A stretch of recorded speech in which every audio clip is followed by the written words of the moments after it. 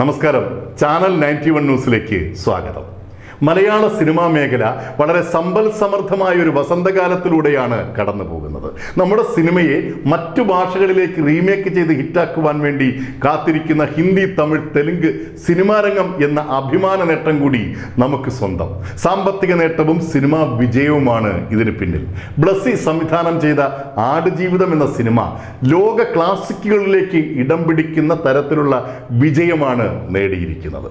Cinema എന്നത് ഒരു കല എന്നതിനപ്പുറം വലിയൊരു വ്യവസായ മേഖല കൂടിയാണ്. നേരിട്ടും അല്ലാതെയും ലക്ഷക്കണക്കിന് പേരുടെ തൊഴിലിടം. അടുത്തിടെ തിയേറ്ററുകളിൽ റിലീസായി വൻ സാമ്പത്തിക വിജയങ്ങൾ നേടിയ 5 മലയാള ചിത്രങ്ങളുടെ വരുമാനം നമുക്കൊന്ന് പരിശോധിക്കാം. ആദ്യ ചിത്രം മഞ്ഞുമ്മൽ ബോയ്സ്.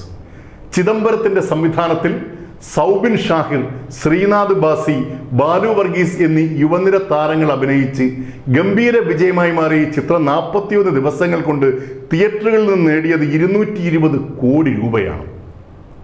രണ്ടാമതായി ഗിരീഷ് MDയുടെ സംവിധാന മികവിൽ നസ്ലിൻ, മമിത ബൈജു, സംഗീത് പ്രതാപ് എന്നീ ഏറ്റവും പുതുനിര താരങ്ങൾ ചേർന്ന് തിയേറ്റർ ഹിറ്റാക്കിയ ചിത്രം പ്രേമലു 54 ദിവസങ്ങളുടെ പ്രദർശനത്തിൽ നിന്ന് 135 കോടി രൂപയാണ് കളക്ട് ചെയ്തിരിക്കുന്നത്. ഇനി മൂന്നാമത് ചിത്രം മലയാളത്തിന്റെ അഭിമാനതാരം, ഇന്ത്യൻ സിനിമയുടെ തന്നെ അത്ഭുതമായ മമ്മൂട്ടി ചിത്രം ഭ്രമയുഗം.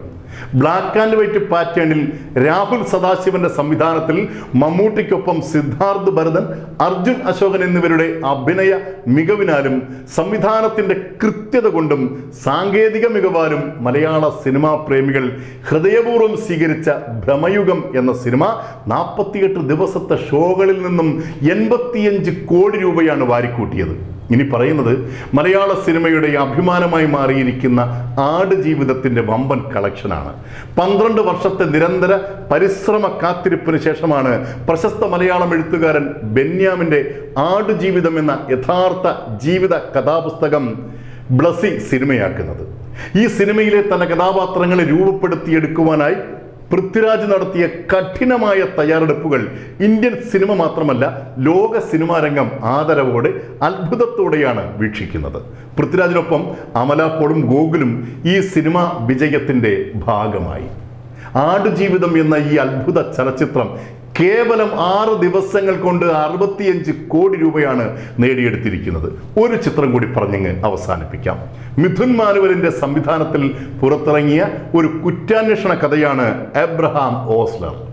ജയറാം പ്രധാന വേഷത്തിലെത്തിയ ചിത്രത്തിൽ വില്ലനായി കടന്നു വന്ന മലയാളത്തിന്റെ മഹാനടൻ മമ്മൂട്ടി പ്രേക്ഷകരെ വിസ്മയിപ്പിച്ചു. അനശ്വര രാജൻ ഈ ചിത്രത്തിൽ പ്രാധാന്യമുള്ള ഒരു വേഷം ചെയ്തിട്ടുണ്ട്. എബ്രഹാം ഓസ്ലർ എന്ന ഈ കുറ്റാന്വേഷണ മലയാള ചിത്രത്തിന്റെ വരുമാനം 83 ദിവസം കൊണ്ട് 40 കോടി രൂപയാണ്. പുതുതലമുറയും പഴയ തലമുറ താരങ്ങളും ഒക്കെ ചേർന്ന് മലയാള സിനിമയ്ക്ക് സൂപ്പർ ഹിറ്റുകൾ സമ്മാനിച്ചു കൊണ്ടേയിരിക്കുന്നു. വല്ലാത്തൊരു ലോകമാണ് സിനിമ.